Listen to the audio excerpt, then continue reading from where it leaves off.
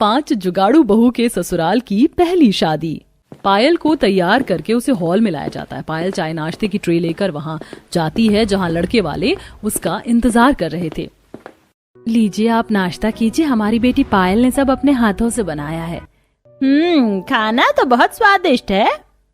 हाँ। और लड़की भी बहुत सुंदर है। बहन जी हमें तो रिश्ता मंजूर है। तो बहन जी हमारी तरफ से भी रिश्ता पक्का। बस फिर कोई अच्छा सा मुहूर्त देखकर जल्द ही शादी फिक्स कर देते हैं। चटमंगनी पट ब्याह।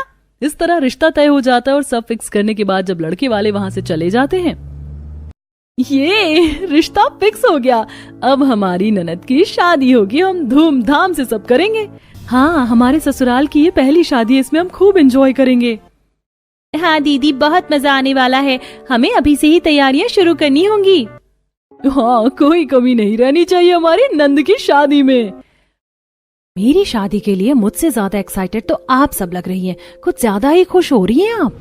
हाँ, तो खुश कैसे नहीं होंगे, हमारी प्यारी नंद की शादी जो है और ये हमारे ससुराल की पहली शादी भी है, तो इसमें हम कोई कसर नहीं छोड़ेंगी और हम खूब धमाल करेंगे। 5 भाभियां शादी के लिए बहुत खुश थी और उसकी प्लानिंग कर रही थी। तभी उनकी नजर अपनी सास पर पड़ती है जो थोड़ी उदास थी। क्या बात है मम्मी जी, कोई परेशानी है? हाँ, शादी बरसात के मौसम में फिक्स हुई और बारिश का मौसम है, तो कुछ ना कुछ परेशानी तो जरूर लाएगा।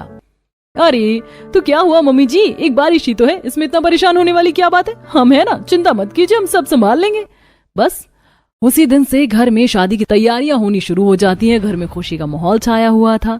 सबसे ज्यादा खुशी तो 5 बहुओं को ही हो रही थी कि एक दिन चलिए आज हम शॉपिंग करने चलते हैं। पायल के लिए बहुत सारे कपड़े भी तो खरीदने हैं, उसकी शादी का लहंगा भी लाना है। सिर्फ कपड़े ही नहीं, बहुत सारा सामान खरीदना है। मैंने सारी लिस्ट बना ली है। हाँ ठीक है, जब लिस्ट तैयार हो गई है तो चलो सामान ले ही आते हैं। तीनों सास बहुएं शॉपिंग करने जाती हैं, लेकिन जब वो वापस घर लौट रही थी तब बहुत तेज बारिश हो जाती है, जिसकी वजह से घर आते आते सब पूरी तरह भीग जाते हैं। देखा, मैंने कहा था ना, बारिश में शादी करना बिल्कुल आसान नहीं। कोई बात नहीं मम्मी जी, इसमें परेशानी की क्या बात है, शादी के साथ साथ हम बारिश का भी मजा ले लेंगे। दिन गुजरते हैं और शादी का दिन नजदीक आ रहा था। एक दिन, पायल चलो हम तुम्हारा लहंगा ले आते हैं, अब तक तो सिल भी गया होगा। हाँ भाभी, चलो चलते हैं, मैं भी तो देखूं मेरा लहंगा कैसा बना है। हाँ चलो। दोनों ननद भाभी दर्जी के पास जाती हैं और वहां से लहंगा लेने के बाद मार्केट का सारा काम खत्म करके शाम को घर वापस लौटती हैं। फिर अगले दिन जब पायल लहंगा ट्राई करती है, लेकिन उसे लहंगा आता ही नहीं क्योंकि उसका साइज छोटा था। भाभी, मुझे तो ये लहंगा आ ही नहीं रहा है, ये लहंगा तो छोटा है, अब मैं क्या करूंगी भाभी? क्या कहा, लहंगा छोटा है? लेकिन ऐसा कैसे हो सकता है, हमने तो टेलर को सही नाप दिया था। सब टेलर की गलती है, हमें अभी उसके पास जाना चाहिए और अभी इस लहंगे को ठीक करवा कर आते हैं। हाँ, और उस टेलर को अच्छे से सुना कर भी आना, ऐसे कैसे इतनी बड़ी लापरवाही कर सकता है वो। पायल और उसकी भाभियां जब टेलर की दुकान पर जाती हैं तो वहां जाकर उन्हें पता चलता है कि टेलर तो वहां है ही नहीं, वो किसी काम से दूसरे शहर गया और कुछ दिन बाद ही लौटेगा। भाभी, अब मैं क्या करूंगी, 3 दिन बाद ही मेरी शादी है, अब तो कुछ नहीं हो सकता, इतनी जल्दी लहंगा ठीक कैसे होगा, सब खराब हो गया भाभी। पायल तुम शांत हो जाओ, कुछ खराब नहीं हुआ है।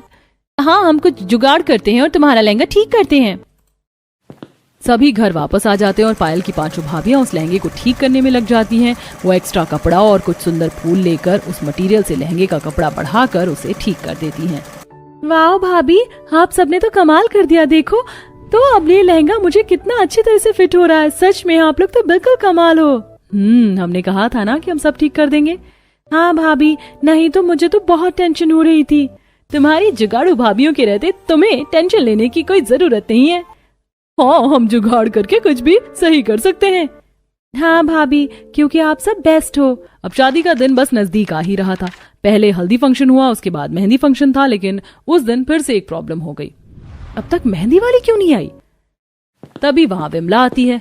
मेहंदी वाली आज नहीं आ पाएगी क्योंकि उसकी तबीयत ठीक नहीं है। क्या? अगर वो नहीं आएगी तो मुझे मेहंदी कैसे लगेगी? लेकिन उसने हमें एंड टाइम पर ही क्यों बताया, पहले क्यों नहीं बताया? उसने मुझे शाम को फोन किया था, लेकिन मैं काम में बिजी थी इसलिए बात नहीं कर पाई। तो अब हम क्या करेंगे? मेरे पास एक मेहंदी वाली का नंबर है, मैं उससे बात करके पूछती हूँ। रितु उस मेहंदी वाली को कॉल करती है और उससे बात करने के बाद, क्या हुआ भाभी, क्या कुछ बात बनी? नहीं, आज उसकी कहीं और बुकिंग है, वो आज नहीं आ सकती। अब क्या करें, ऐसे तो मेहंदी का फंक्शन हो ही नहीं पाएगा। अरे ऐसे कैसे नहीं हो पाएगा, हम है ना तुम्हारी जुगाड़ू भाभियां, हम किसी से कम थोड़ी है। हम अभी कुछ तिगड़म करते हैं। हाँ, इतना काम तो हमें भी करना आता है, तुम चिंता मत करो, हम अभी अपने जुगाड़ से तुम्हें सुंदर सी मेहंदी लगाएंगे। बस फिर पायल की पांचों भाभियां जुगाड़ करके सुंदर से मेहंदी का डिजाइन बनाती हैं और इस तरह उसका मेहंदी का फंक्शन भी अच्छे से पूरा हो जाता है। अगले दिन पायल की शादी थी और पायल लहंगा पहनकर तैयार होकर अपने कमरे में परेशान बैठी थी। भाभी, आज सुबह से इतनी तेज बारिश हो रही है, मेरी मेकअप आर्टिस्ट जाम में फंस गई, अब मैं क्या करूं? उसे आने में न जाने कितनी देर लगेगी। पायल, तुम अपनी शादी वाले दिन रो रही हो? हमारे होते हुए तुम रो कैसे सकती हो? तुम्हें पता है ना, हम तुम्हारी जुगाड़ू भाभियां हैं, हम किसी भी चीज में जुगाड़ करके उसका सोल्यूशन निकाल सकते हैं। लगता है तुम्हें हम पर भरोसा नहीं। ऐसा नहीं है भाभी। अगर ऐसा नहीं है तो एक काम करते हैं, हम अभी एक जुगाड़ करके सब ठीक करते हैं। इसमें तो मैं एक्सपर्ट हूँ, देखना, हम तुम्हें ऐसे सजाएंगी कि सब देखते रह जाएंगे। पायल की सभी भाभियां मिलकर उसका सुंदर सा मेकअप कर देती हैं, जिसके बाद पायल बहुत खुश हो जाती है। लेकिन प्रॉब्लम अभी यहाँ खत्म नहीं हुई थी। छत पर हलवाई टेंट लगाकर खाना बना रहे थे। तेज आंधी और बारिश की वजह से खाने में पानी चला गया था, जिससे खाना खराब हो गया। अब हम क्या करेंगे, बारात भी आने वाली, सारा खाना खराब हो गया। हाँ, और सब मेहमान भी आ गए हैं, लेकिन खाना ही नहीं है। ऐसी हालत देखकर सभी बहुएं फिर से तैयार होती हैं और इस बार खाने का मोर्चा संभालती हैं। मम्मी जी, पापा जी, आप दोनों फिक्र छोड़िए और देखिए कि आपकी पांचों जुगाड़ू बहुएं कैसे इस समस्या को उखाड़ फेंकती हैं। हाँ, आप दोनों बस देखते जाइए। बिना कोई देरी किए सभी रसोई में जाती हैं और जल्दी जल्दी खाना बनाना शुरू करती हैं। जल्दी जल्दी सब मेज लगाओ और उस पर खाना रखना शुरू करो, हमारे पास ज्यादा समय नहीं है। इस तरह पांचों बहुएं जल्दी से ढेर सारे पकवान बनाती हैं और मेहमानों के लिए खाना लगाया जाता है। सच में बहुओं, तुमने तो कमाल कर दिया। इस बार फिर से तुमने हमारी नाक कटने से बचा ली। हाँ, मेरी पांचों बहुएं कमाल की हैं। कितनी भी बुरी परिस्थिति क्यों ना हो, जुगाड़ लगाकर उसे सही कर देती हैं। थोड़ी देर बाद जब दुल्हन के फेरे हो रहे थे, अब सब अच्छे से हो जाए बस। लेकिन इतनी आसानी से कहाँ सब सही होने वाला था। फिर से एक और समस्या ने दस्तक दी। बेटा, अब हम क्या करें? पायल की डोली जो ला रहे थे रास्ते में, उनसे डोली गिर गई और वो टूट गई। क्या? मम्मी जी, आप बाकी सब संभालिए, तब तक हम अपने जुगाड़ से डोली तैयार करके लाती हैं। हाँ, आखिर हमारा जुगाड़ कब काम आएगा। चलो जुगाड़ू क्वींस, हम अपना काम शुरू करते हैं। बस बिना कुछ देरी किए पांचों बहुएं फिर से अपने जुगाड़ में लग जाती हैं। उन्होंने बहुत सारी लकड़ियां इकट्ठा की और उसकी मदद से डोली बनाना शुरू किया। डोली बनने के बाद, चलो शुक्र है डोली तो बन गई, अब हम जल्दी से इसे अच्छे से सजा देते हैं। हाँ, पेंट करके हम इसे फूलों से सजाएंगे। सभी ने डोली पर पेंट किया और उसे अलग अलग तरह के फूलों से सजाकर तैयार कर दिया। डोली तैयार होने के बाद उनकी ये समस्या भी हल हो गई। सच में तुम सबने तो एक बार फिर से कमाल कर दिया। कुछ भी हो, मेरी जुगाड़ू बहुएं सबसे बेस्ट हैं। इस तरह जुगाड़ू बहुओं ने अपना जुगाड़ से अपनी ननद की शादी अच्छे से करवाई और शादी के बाद डोली तैयार करके खुशी खुशी अपनी नंद को उसमें विदा किया। तुझे पता है, एक जगह से मॉडलिंग का ऑफर आया था मुझे, पर उसी दिन मेरी शादी है, तो मैंने अपना पहला ऑफर खुद मना कर दिया। वैसे देख, मैंने 4-5 वेस्टर्न ड्रेस ली है अपने लिए। शादी के बाद पुरानी ड्रेस छोड़ना पहनूंगी मैं तो कहती हूँ कि तू भी 1-2 ले ले वेस्टर्न ड्रेस। घर में ना सही, पर बाहर घूमने जाएगी तब पहन लेना। अरे यार नहीं, तू तो जानती है ना, मुझे ऐसे मॉडर्न कपड़े पहनना पसंद नहीं। बहाने बनाना बंद कर। बहुत अच्छे से जानती हूँ तेरा भी मन करता होगा, पर तेरी जो अरेंज मैरिज है, तुझे डर है कि तेरी सास तुझे ऐसे कपड़े पहनने दे या ना दे, इसलिए लव मैरिज बेस्ट होती है। मैं तो तुझे समझाती थी कि लव मैरिज कर ले। लव मैरिज करती तो मेरी तरह शादी के बाद भी ऐसे कपड़े पहन पाती। अब कुछ दिन में दोनों दोस्त ड्रेस लेकर अपने अपने घर आती हैं। इसी तरह कुछ दिन बीत जाते हैं और शादी से कुछ दिन पहले सिमरन आरती को अपने घर बुलाती है और उसके सामने अपनी कुछ मॉडर्न ड्रेस रखकर उससे बोलती है, देख, सास तो सास होती है और सास अपनी बहू को मॉडर्न कपड़े नहीं पहनने देती, इसलिए तू मेरी कुछ ड्रेस रख ले। जब पति के साथ घूमने जाएगी तो ये कपड़े पहन लेना। मेरी सास मुझे जैसे कपड़े पहनाना चाहेगी मैं पहन लूंगी। मुझे इन कपड़ों की जरूरत नहीं है। मैंने आज से पहले ऐसे कभी कपड़े पहने नहीं हैं। मुझे तो खुद शर्म आती है। पर तू ऐसा क्यों बोल रही है कि सास सास होती है? तू तो लव मैरिज कर रही है। हाँ, लव मैरिज कर रही हूँ, पर लव मैरिज वाली की सास एक खड़ूस सास होती है। वैसे मैंने विक्रम से बात कर ली है सारी, और मैंने उसे साफ साफ कह दिया है कि शादी के बाद मैं सूट साड़ी ये सब नहीं पहनूंगी, और अगर कभी सूट साड़ी भी पहनूंगी तो स्टाइलिश पहनूंगी। मैं घूंघट में नहीं रहने वाली। बहन जी की तरह। और उसने भी कहा कि वो मेरे साथ है। ये तो बहुत अच्छी बात है।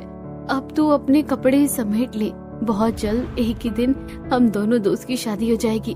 पर अच्छी बात यह है कि हम दोनों का ससुराल ज्यादा दूर नहीं है। अगर मुझे मौका मिला या तुझे मौका मिला तो तू मिलने जरूर आना। आरती सिमरन से काफी सारी बातें करके अपने घर जाती है। समय गुजरता है और दोनों ही दोस्त की एक साथ शादी हो जाती है। जहां आरती घूंघट करके अपने ससुराल पहुंचती है तो वहीं बिना घूंघट के सिमरन अपने ससुराल पहुंचती है। भाभी, ये क्या आपकी नई नई शादी हुई है और आप बिना घूंघट के गाड़ी से उतर गए? बहू, तेरे घर वालों ने कुछ नहीं सिखाया क्या? अभी तेरी मुंह दिखाई भी नहीं हुई है, पहले ही दुनिया को मुंह दिखाने का इरादा है क्या? जल्दी से घूंघट कर। सिमरन, मैं तुम्हारे साथ हूँ, पर कुछ रीति रिवाज भी होते हैं, उन्हें तो पूरा करना ही पड़ेगा ना। रस्मों की बातें सुनकर सिमरन घूंघट कर लेती है।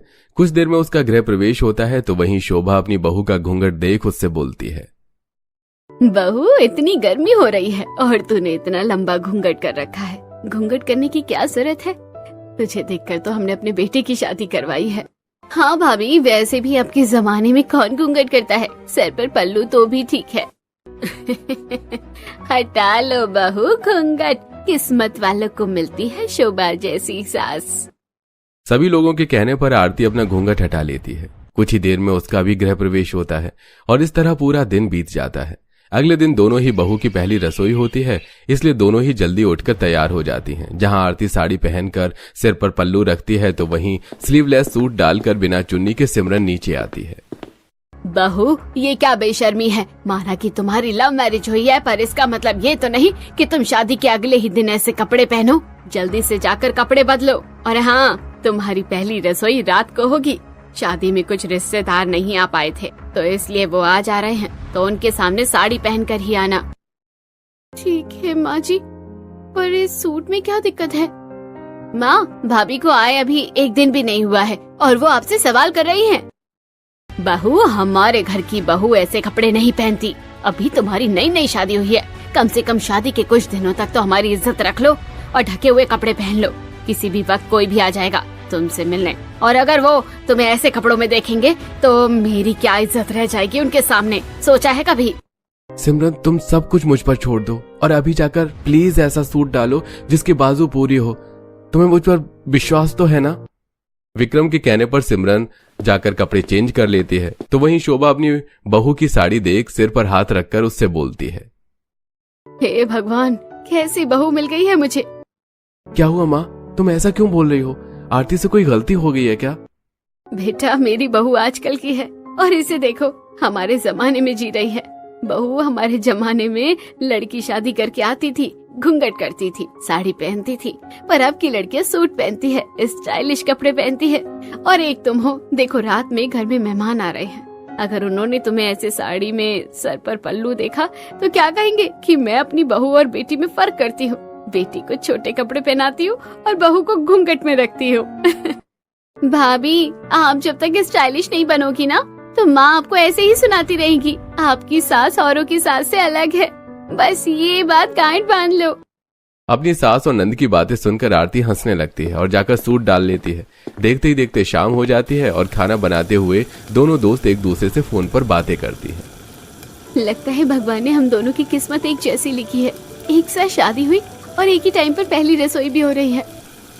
मुझे तो तेरी बहुत याद आ रही है। वैसे आज तूने क्या पहना है? इतने सारे तू वेस्टर्न कपड़े लेकर गई थी, पहना या नहीं? आज तो ससुराल में पहला ही दिन है और बाहर से कुछ लोग आ रहे हैं तो उनके सामने वेस्टर्न ड्रेस नहीं पहन सकती ना, इसलिए साड़ी पहनी है ताकि मेरी सास भी खुश हो जाए।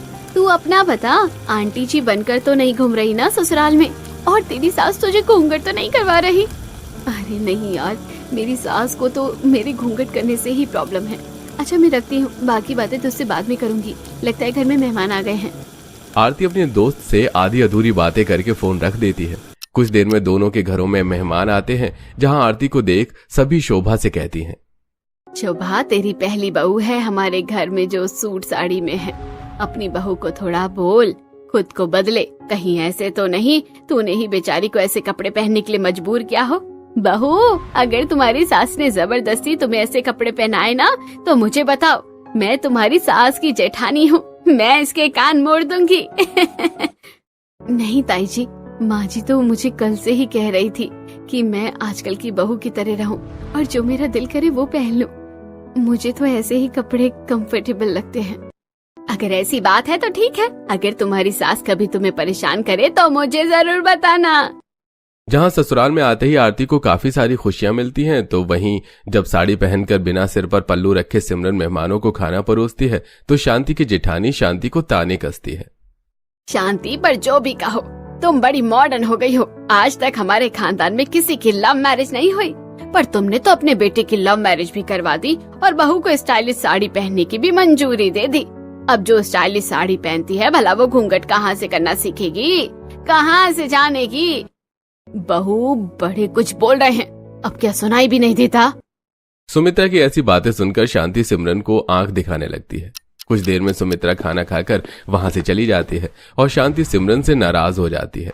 इसी तरह कुछ दिन बीत जाते हैं और सिमरन अपनी सास के अनुसार कपड़े पहनना शुरू कर देती है। ऐसे ही एक रात।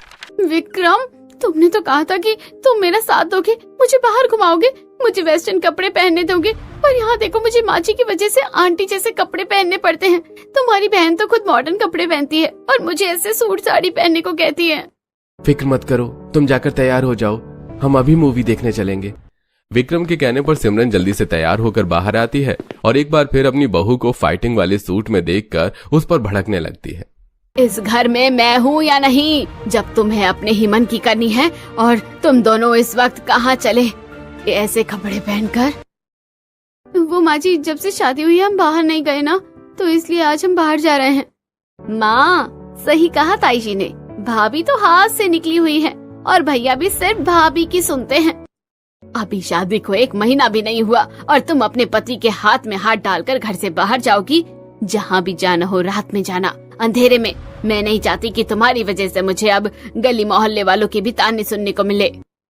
शांति सिमरन और विक्रम को बाहर जाने से मना कर देती है, जिस वजह से सिमरन का मूड खराब हो जाता है। तो वहीं करिश्मा और शोभा मैक्सी ड्रेस लेकर आते हैं और आरती को देते हुए कहते हैं, बहू, जब से शादी हुई है कहीं बाहर नहीं गई। हमारी इतनी हैसियत तो नहीं कि तुम्हें हनीमून के लिए बाहर भेज सके, इसलिए आज तुम भी ड्रेस पहनकर कहीं बाहर घूमने चली जाओ। आरती, अब तो माँ ने खुद तुम्हें ड्रेस ला कर दी है, अब तो चलो। अच्छा ठीक है, मैं अभी ड्रेस चेंज करके आती हूँ। आरती ड्रेस चेंज करके आती है और अपने पति के साथ बाहर घूमने जाती है। तो वहीं रात के अंधेरे में सिमरन और विक्रम बाहर घूमने जाते हैं और बाहर जाकर सिमरन कपड़े बदलती है। कितना अच्छा लग रहा है आज मुझे वन पीस पहनकर। पता नहीं कब मैं ससुराल में खुलकर जी पाऊंगी, जैसे मैं जीना चाहती थी।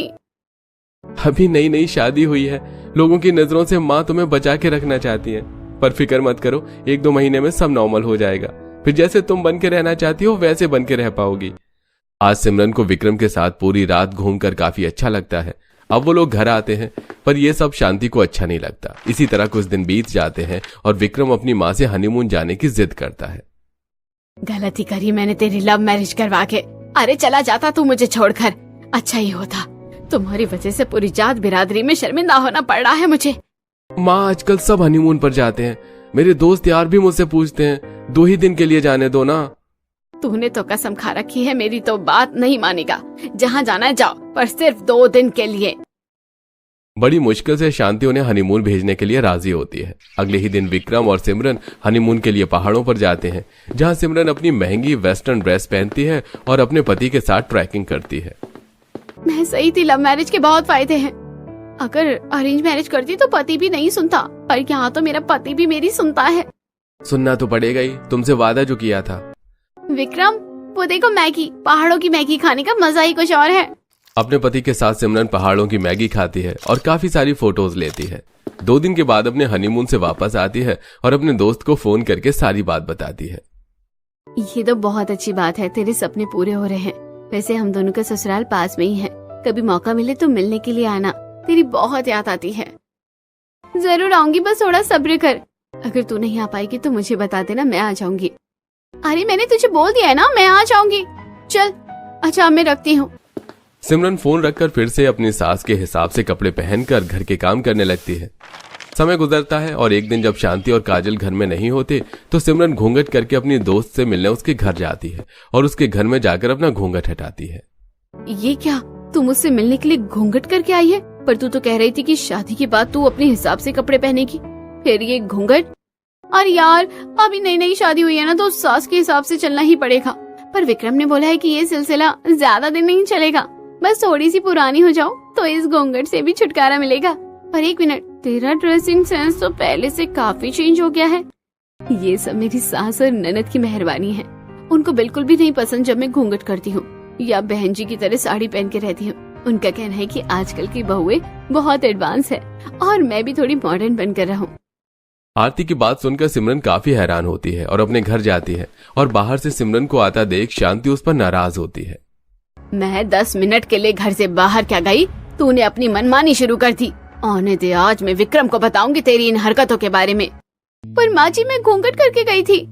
रहने दो भाभी, जब आप बिना पूछे घर से बाहर जा सकती हो तो बाहर जाकर घूंघट हटाना आपके लिए कौन सी बड़ी बात होगी।